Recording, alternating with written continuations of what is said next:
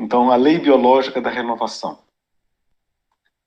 Com a vida, o transformismo da estequiogênese e da evolução dinâmica acelera ainda mais o seu ritmo. A trajetória daquele devenir fenomenônico que estudamos na fase gama e beta torna-se a linha do vosso destino. Lembrando que o gama é a matéria e beta é a energia, né? Matéria e energia não nascem e morrem tão rapidamente, não mudam com essa velocidade.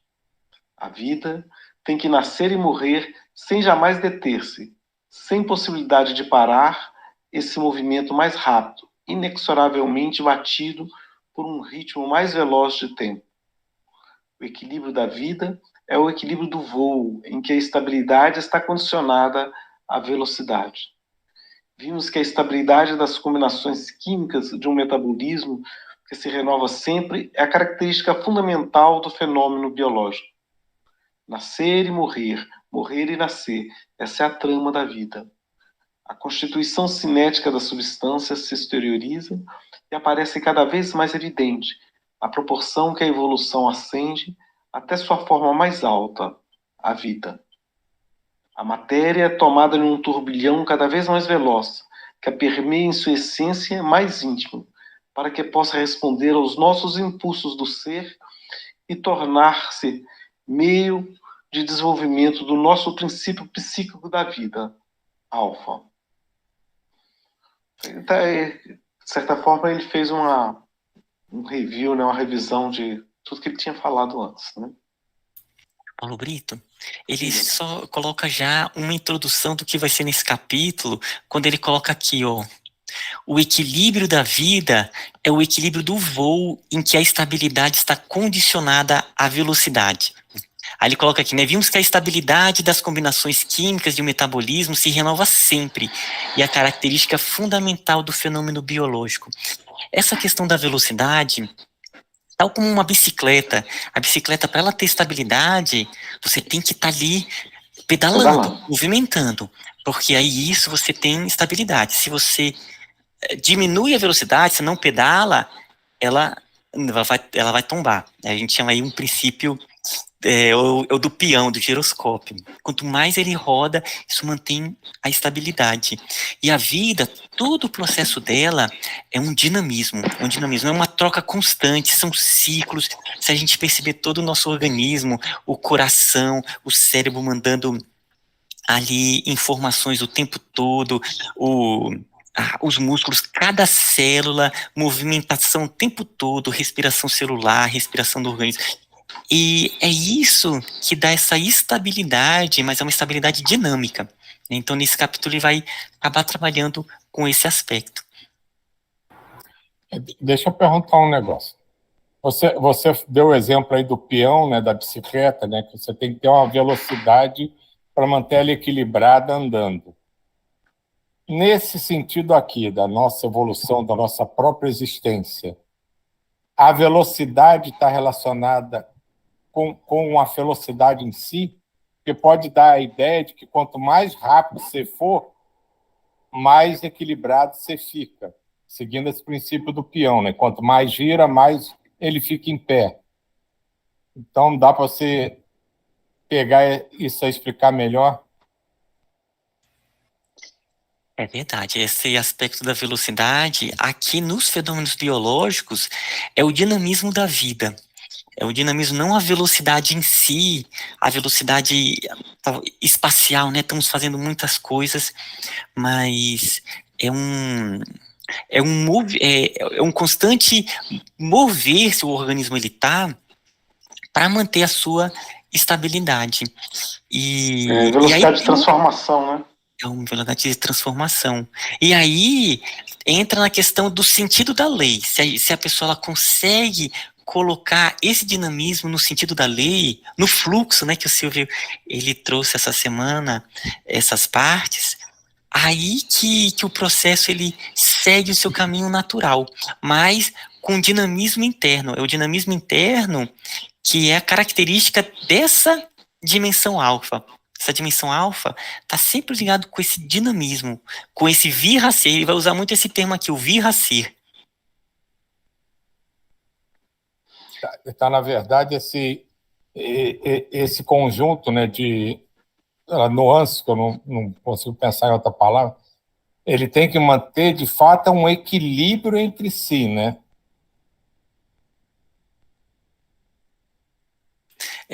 Um equilíbrio dinâmico que ele vai aqui.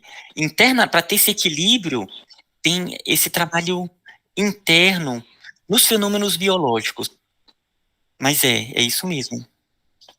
É interessante que você coloca que se tudo parar, ou seja, parar de transformar, parar de tudo, a coisa degringola.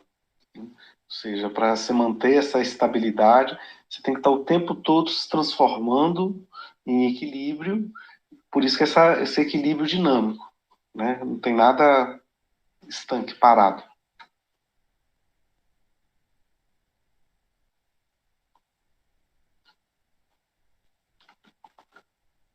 Parece-vos uma fraqueza da vida, esta fragilidade, essa contínua necessidade de reconstrução para suprir sua contínua dispersão e desgaste. Mas essa é a sua força.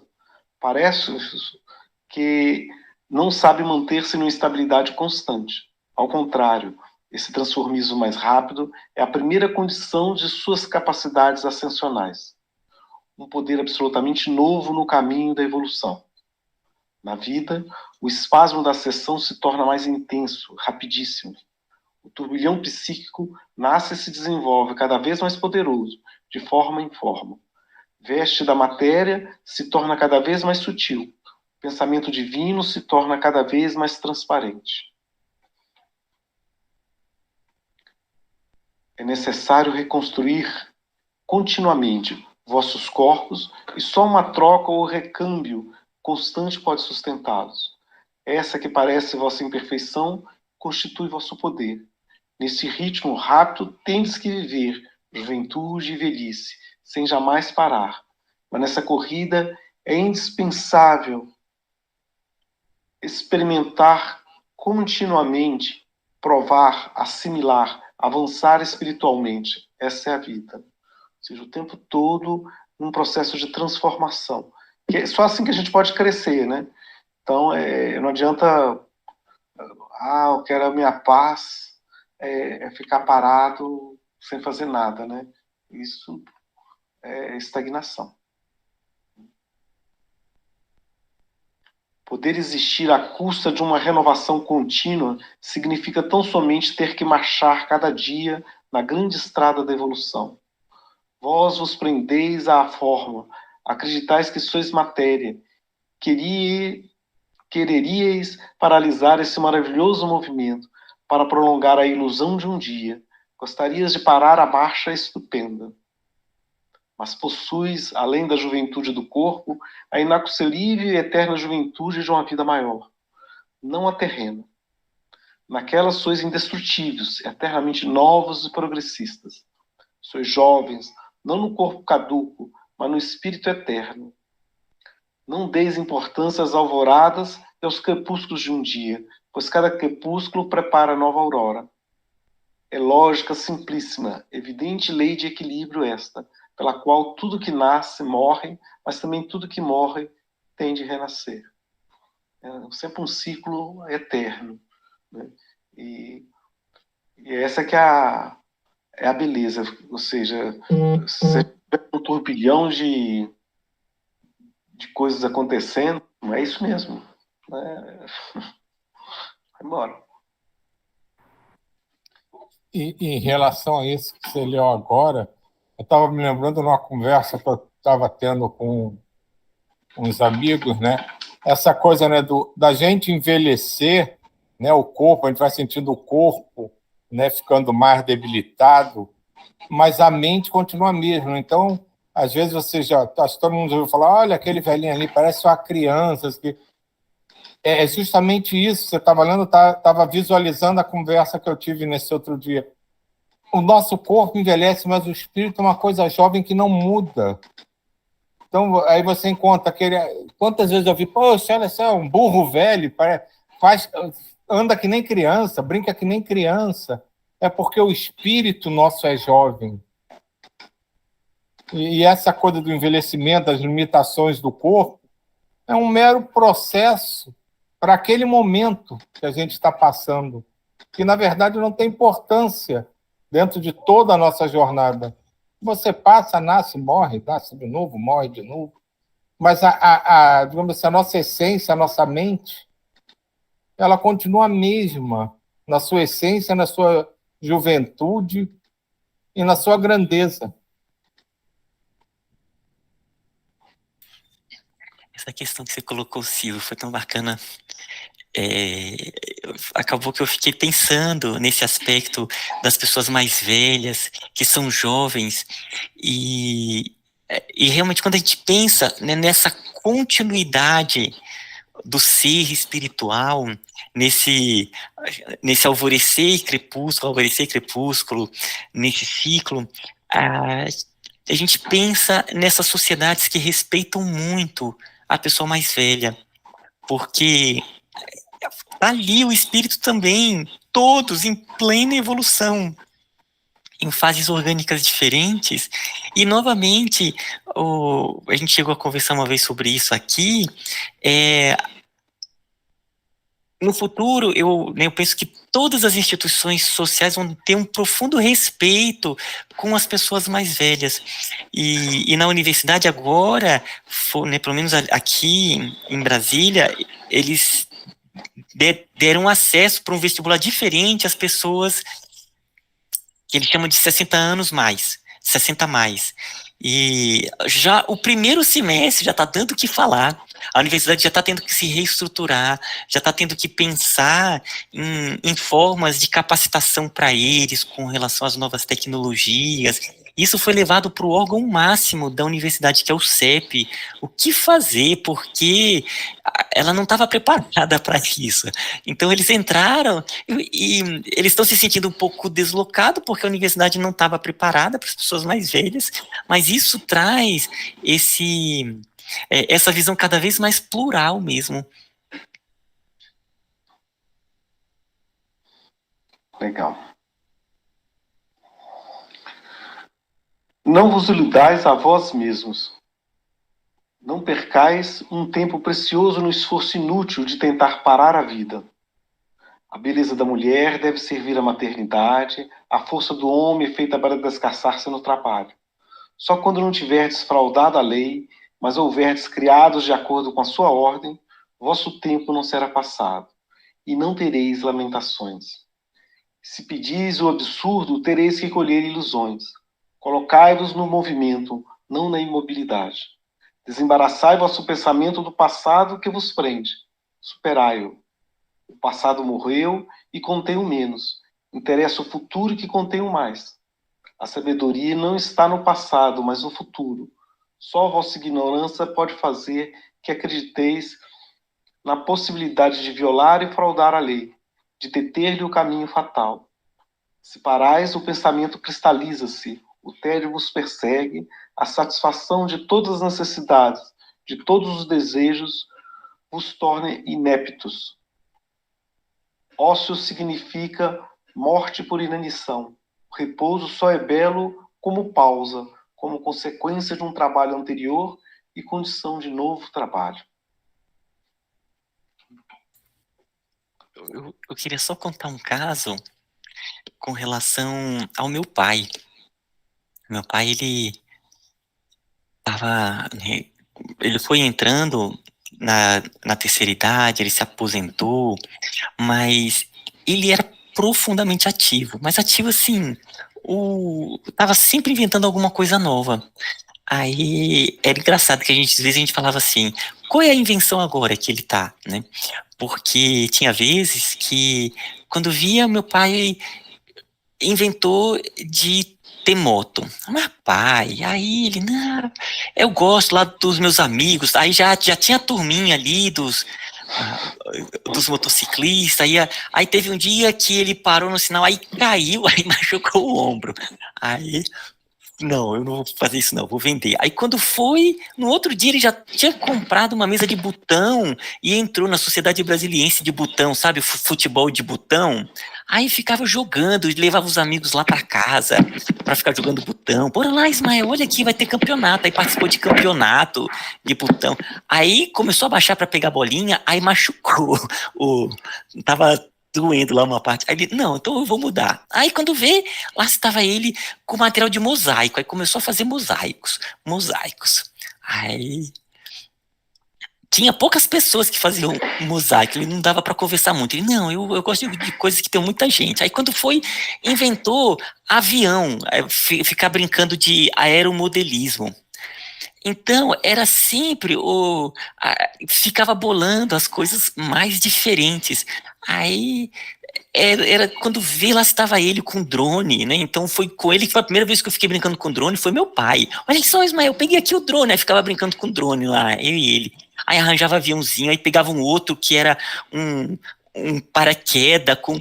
Então, ele estava sempre uma coisa assim, que quando vê, ele tava numa invenção nova, sabe? A gente ficava rindo lá em casa, ixi, lá vem o papai agora com essa nova moda. E ele mergulhava, era um processo de imersão, ele entrava mesmo, e ficava pegando livros, ia ver YouTube, entrava nas sociedades.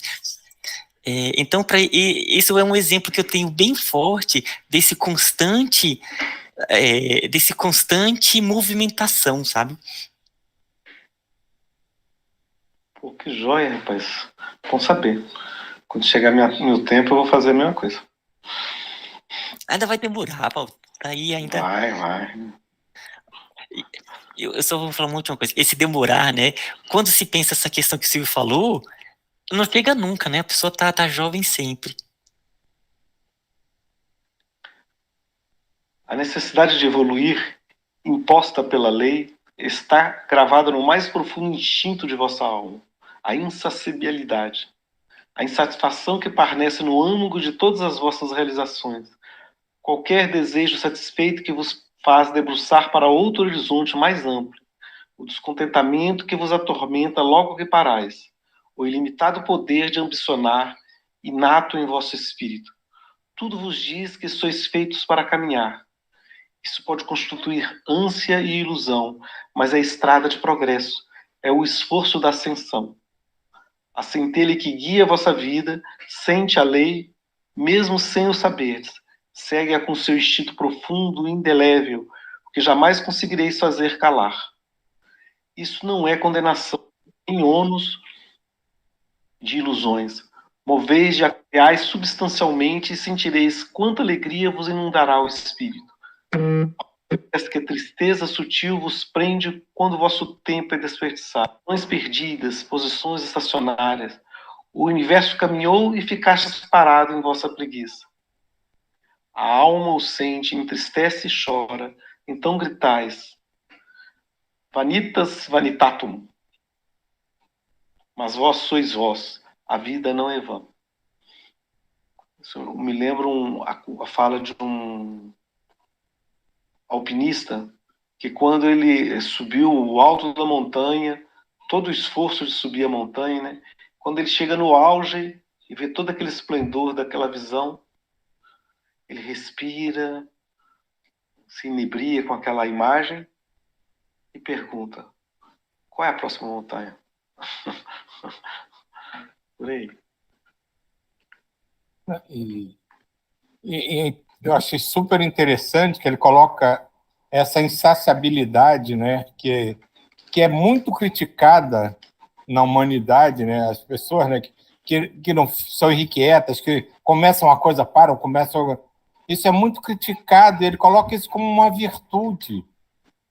Veja como quando a gente expande a nossa mente, a gente vê as coisas de forma totalmente diferente, né? Ele coloca isso como uma das grandes virtudes da nossa evolução, essa constante querer fazer coisas novas, e começa uma e começa outra.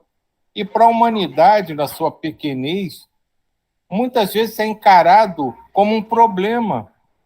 Essa pessoa é irrequieta, é isso, é aquilo, dá um remédio para ele não ficar tão disperso, porque ele é disperso demais, porque ele tem TDAH, tem não sei o quê, tem não sei o que lá. E é uma característica fundamental para o espírito evoluir. A insaciabilidade, a constante vontade de querer experimentar coisas novas, de, às vezes, até se atropelar e uma atrás da outra. Eu achei fantástico isso. Ele coloca de uma maneira sutil uma situação que normalmente não é vista de forma positiva pela humanidade encarnada, mas que, do ponto de vista espiritual, é fundamental para que o fluxo da evolução siga o seu rumo. Isso aí. Não desperdiceis vossas energias. Não pareis à beira do caminho. Não adormeças enquanto a vida passou. Peraí que eu perdi aqui. Enquanto a vida está desperta e caminha.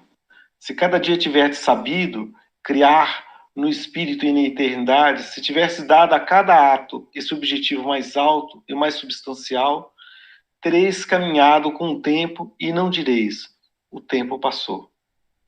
Tereis renovado vossa juventude com o vosso trabalho e não tereis envelhecido tristemente. Então não direis mais nada na vida. Vanitas vanitatum. Realizai o trabalho oferecido por vosso destino e não invejeis quem está no ócio. Vós, humildes, não invejeis os ricos e poderosos, porque eles têm outros trabalhos a fazer, outros problemas a resolver, outros pesos a suportar. Ninguém repousa verdadeiramente. Não há parada para ninguém no caminho da vida. Mas considerai-vos todos soldados do mesmo exército, encarregados de trabalhos diferentes, coordenados ao mesmo objetivo. Não invejeis aqueles cuja aparência os apresentam felizes. A verdadeira alegria não se usurpa, não se herda. Aquilo que não se ganhou não dá satisfação, não se aprecia e se desperdiça. Então, quando a gente fala que a felicidade é imaterial, né? Não é as condições financeiras, não são essa questão material que vai dar dinamismo à alma, né? E essa parte, quando ele fala aqui, que ninguém repousa verdadeiramente. Que cada pessoa ele tem aquele chama, né, dos pesos a suportar. Eu me lembrei de Jesus quando fala assim, né? Carrega a sua cruz e segue-me. E é isso, todas as pessoas, elas têm as suas provas, os seus aprendizados, a vida vai colocando para cada um, mesmo que pareça, olha, que tranquila a vida daquela pessoa.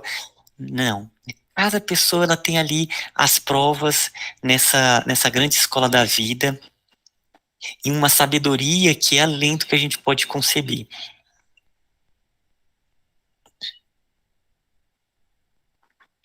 A alma quer a sua alegria, sua propriedade, fruto do seu trabalho. Só isso é apreciado, só isso traz prazer. As vantagens gratuitas não trazem satisfação. A lei distribui alegria e dores acima de vossas partilhas humanas, com profunda justiça. Como poderia ser felizes se vossas vidas fossem mais substanciais? Por que acumular com qualquer meio se tudo deverá ser deixado? Considerai antes a vida como campo de adestramento, onde estáis para temperar vossas forças, para provar vossas capacidades, para aprender novos caminhos, para aprofundar vossa consciência. Estais no mundo para construir, não na areia, para edificar-vos a vós mesmos. Paulo Brito, deixa eu só fazer só uma reflexão sobre essa parte aqui, que ele falou sobre da herança, né, que aquilo que não se ganhou não dá satisfação, não se aprecia e se desperdiça. O interessante é que essa parte, o Baldi, né, Pietro Baldi, antes de reencarnar, então ele já junto com a egrégora dos franciscanos, junto com o Francisco de Assis, que foi o mentor dele, né, nesse trabalho, já sabia todo esse trabalho que havia da grande síntese e dos outros livros. E um dos aspectos que ele trabalha é esse aspecto que ele vai apresentar e vai desenvolver, o aspecto do trabalho. E de cada pessoa, de certa maneira, ela gerar algum fruto para a sociedade. E antes dele começar a sua missão, ele sentiu que era aquele momento dele deixar toda a sua riqueza, porque ele nasceu em um local rico. Ele nasceu ali numa família com muitas posses, né? Ele tinha um castelo lá na Itália. E aí ele falou assim, não, eu vou agora viver e sustentar minha família com o fruto do meu trabalho. Então ele deixou toda a riqueza e fez o concurso e seguiu realmente até se aposentar como um professor de escola do fundamental. Então, até para ele canalizar essa informação, ele precisou, de certa maneira, passar por essa... Ele precisou passar por esse processo de, no trabalho, de deixar o seu dinheiro, né, o que ele herdou, que não foi ele que conquistou. Opa, você colocou aqui o do vanitas.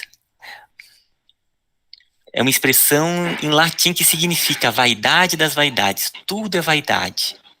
Essa frase é proveniente do livro do Eclesiástico, um dos livros antigos do Antigo Testamento da Bíblia, e tem sido amplamente utilizada ao longo da história para transmitir uma mensagem filosófica sobre a transitoriedade e futilidade da vida humana. Poxa, que bacana. Quando ele falou só o vanitas vanitum, eu estava achando que era a vida é vã. Mas aqui é bem mais profunda essa parte aqui. Eu não sabia o que era, então não botei, porque pode ser mais alguém que não saiba. Eu não tinha a menor ideia do que era. Não, legal, foi bom saber.